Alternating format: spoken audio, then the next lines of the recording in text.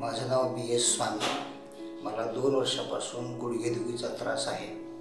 उठताना बसताना खूप त्रास होतो।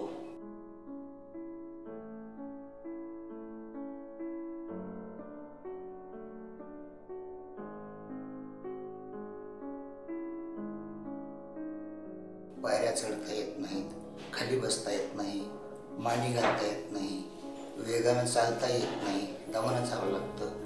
गुडघ्यामध्ये भयंकर वेदना होतात। माझे दोन्ही गुडघे 2 वर्षापासून खूप दुखत होते। बसायला उठायला त्रास होत होता, जास्त चालू शकत नव्हतो। मी चैतन्य हॉस्पिटलमध्ये डॉक्टर आनंद बागुल यांच्याकडे स्टेम सेल थेरपीचा इलाज करून घेतला। त्यांनी स्टेम सेलचं गुडघ्यात इंजेक्शन दिलं। 1 महिन्यापूर्वी मी हा इलाज करून घेतलेला आहे।